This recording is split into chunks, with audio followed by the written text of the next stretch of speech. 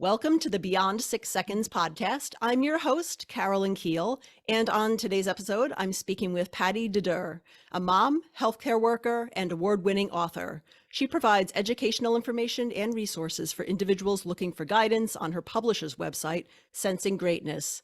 She's neurodivergent and determined to help reduce stigma surrounding neurodivergency by increasing representation in literature. Patty, welcome to the podcast. Thanks so much for having me. I'm excited to be here and talk a little bit more about dysgraphia. Yeah, I'm really excited because I think this is the first time that we've talked about dysgraphia on the show. So really excited to learn more about that. So I guess we could start out with the basics. What is dysgraphia? How would you describe that? Dysgraphia, it is considered a handwriting disability, but it's so much more than just handwriting. It is, people have difficulty with spatial awareness when they're writing. There's irregular spelling. There is just a lot more than just when you think pen to paper handwriting. There's a lot more to it than just that. People have mental fatigue when they're writing.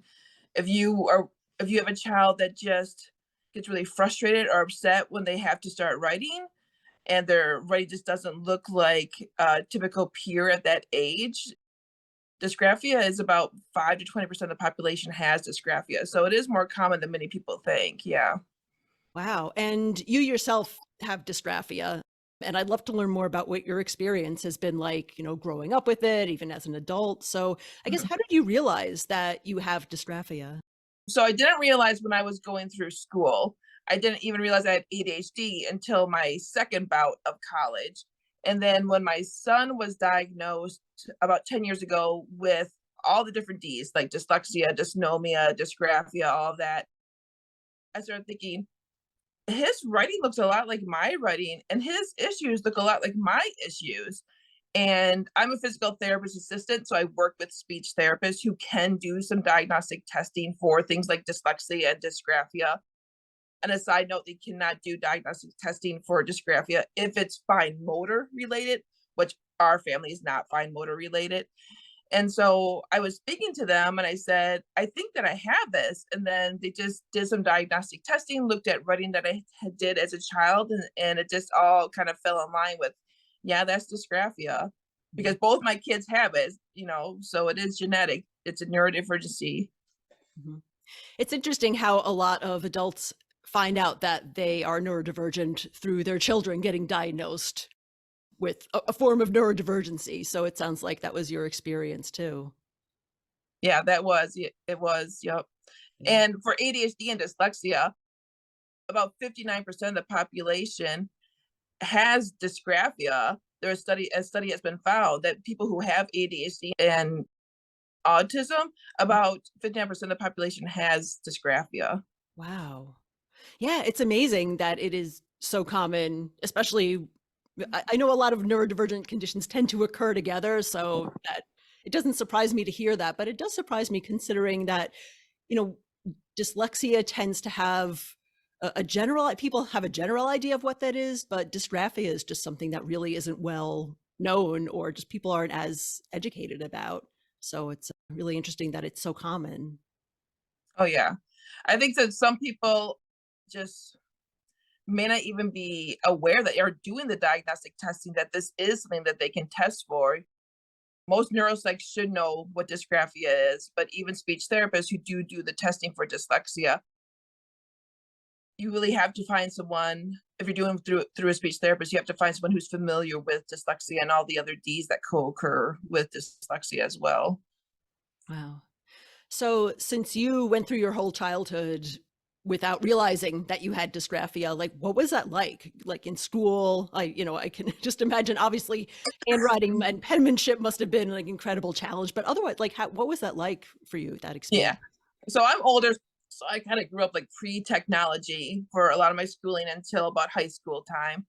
And in second grade, I remember my teacher would take my handwriting assignment, and there was about 3 of us in the classroom. She would take our handwriting assignments, and we never knew when she was going to take it. She would just come and take our assignments, tape them to the board, and then our class would go through one by one to judge who had the best handwriting.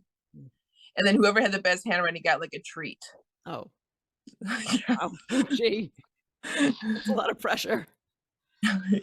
Yeah, because you never knew when she was gonna do it. And Yeah. at the time, like, I always wanted, like, "Oh, just pick me, pick me." I would, try so hard, and I rarely got picked Mm. for having the best handwriting of the individuals.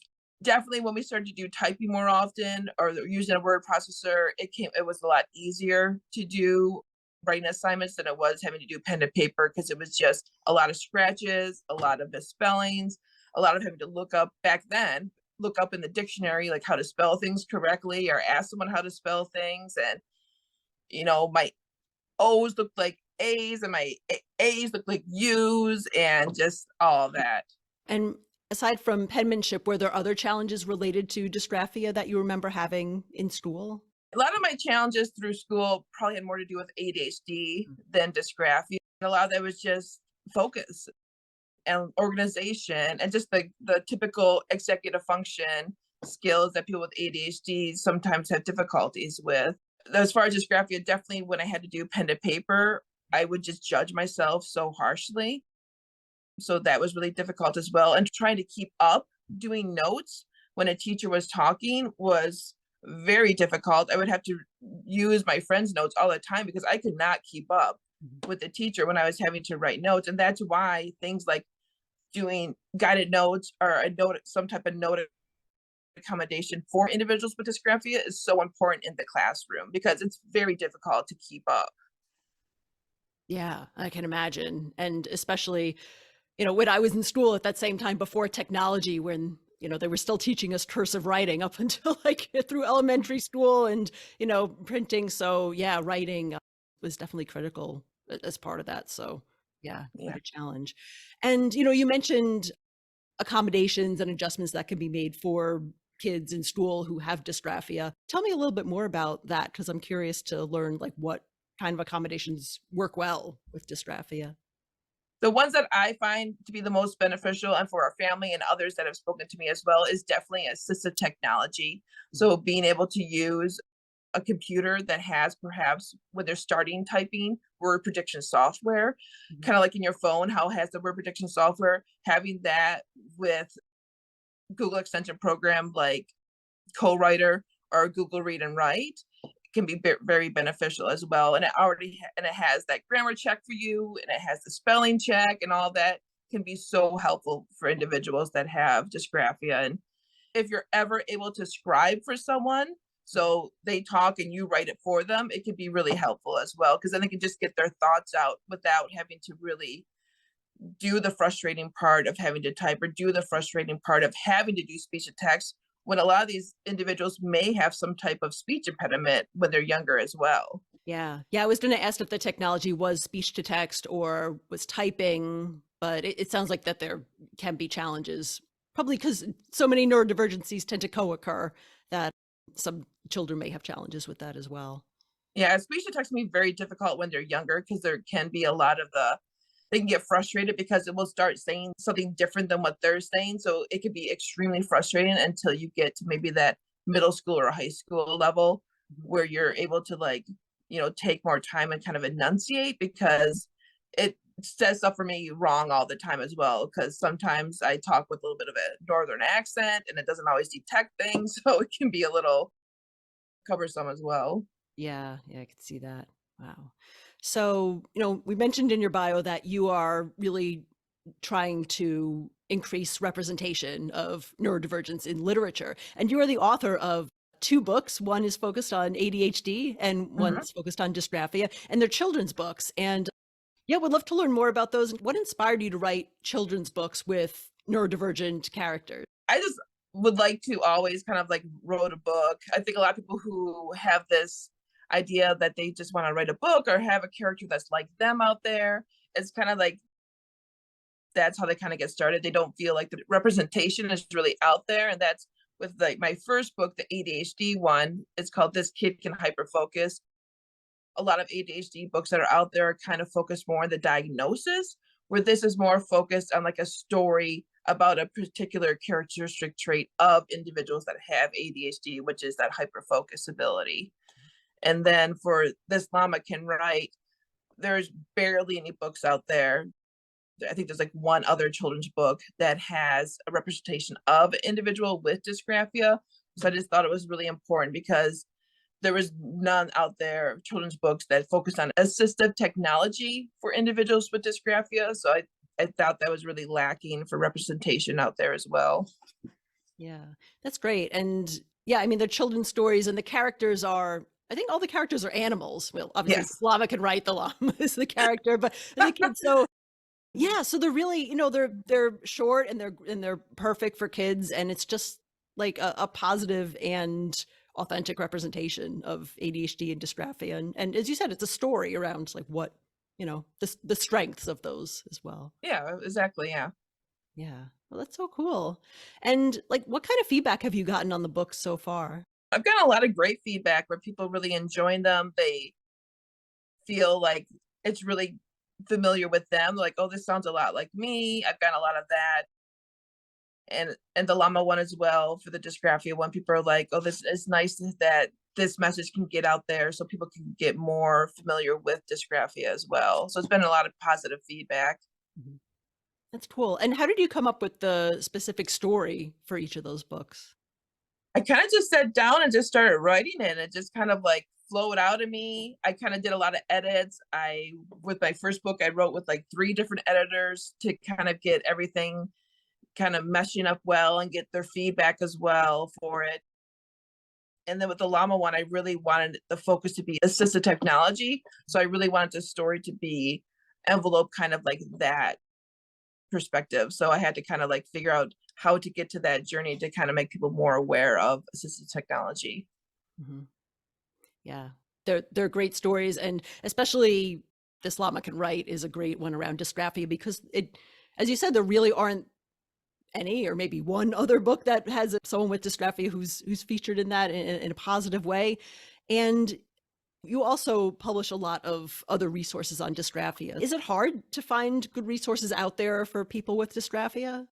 It can be. There is a couple pages out there that do have some focus on dysgraphia. There's a organization called Dysgraphia Life that does a lot focus a lot about on dysgraphia. They're actually going to be doing a study that's over a couple of years focusing on dysgraphia. That will be so beneficial because that's going to put a lot more highlight on dysgraphia with that study that they're doing. A lot of the coding dyslexias may have information about dysgraphia as well, even though their focus is dyslexia. Dysgraphia is a comorbidity with dyslexia many times as well. And then there's my page. And I have an extensive list of accommodations for dysgraphia, and I've written some articles for magazines as well about dysgraphia. That's a great resource. Do you have any other books in the series that you're planning to create on neurodivergence topics? Yeah, I have some other books. The series probably will be put on hold for a little bit just because I'm going to focus on a couple other ideas that I have, but there'll be more books that will be coming out for sure. Oh, that's really cool. Yeah, I mean, Thank you. you have a lot of great resources on your Instagram account, which is how how we connected. Yeah. In your day job, you're also a licensed physical therapist assistant.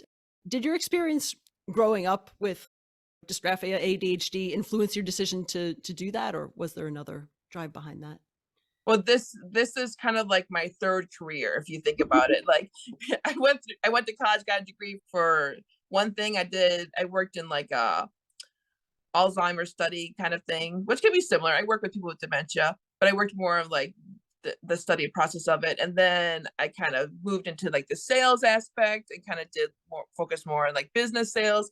And then I went back for another degree, and then I started to become a physical therapist assistant. So I had to get that degree, pass the medical boards.